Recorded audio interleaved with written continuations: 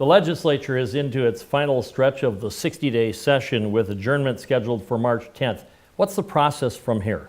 Well, right now we're kind of in the final process, that being that the House has passed all of its bills, sent them over to the Senate has passed all their bills, sent them over to the House. The governor's put forth his budget, and now we're in the last couple of weeks. We're going to be taking a look at the budgets from the House and the Senate. We're going to go into some floor votes related to those things. And ultimately, over the course of the last several days, we'll spend most of that time in conference, where we've got the five corners, which would be the leaders of the House, the leaders of the Senate, and the governor's office, are going to be getting together to actually talk about, okay, now it's time to get down to brass tacks. It's time to negotiate. It's time to, some people will call it horse trading. I'll call it, getting down to what priorities really are. And so that's where we're at in this stage of the game. And, actually for me, it's sometimes the most fun part of the job.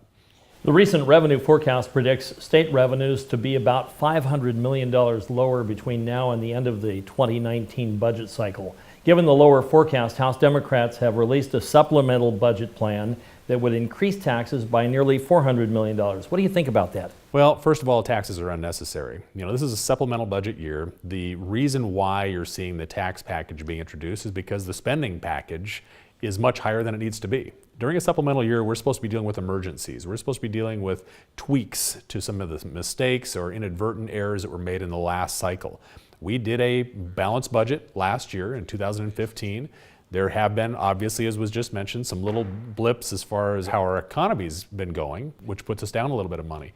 But we have plenty of money to take care of the problems that we're dealing with. We need to reassess some of our priorities. We'll make those changes. There's no reason for tax increases. I get a little bit disturbed when I see tax increases brought up every year, especially the list that was brought out last week, which was about a half a dozen different tax increases, including bottled water and things like that we've talked about for many, many years. Some of these tax increase proposals have been actually brought up as many as 7 different times, and yet never even voted on. And some of these tax increases, like bottled water, were actually repealed by the citizens. And so I'm not as concerned probably about those as much as I am about, let's get down over the course of the next couple of weeks to what we really need to get done here. We have plenty of revenue to take care of the necessities that the public is demanding, and we'll be out of here in the middle of March.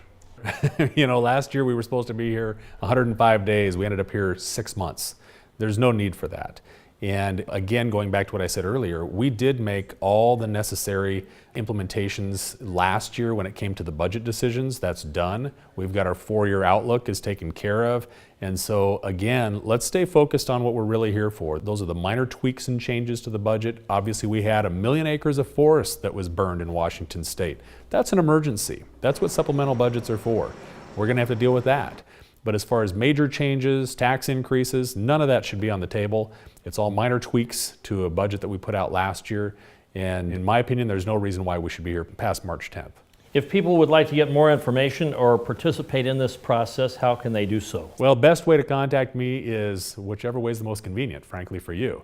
You've got the internet, you've got obviously phone calling, letters. I still get letters, actually, snail mail from the district. All the contact information is on your screen, and for me to be effective in my job, I need to be brought up to speed by you all back home as to what's really going on, what are your concerns, what are your cares.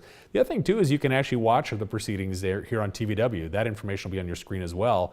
It's a great way for you to see the process, get involved in the process. If you're not liking what's going on down here, or if you've got concerns back home, please let me know. Thank you very much.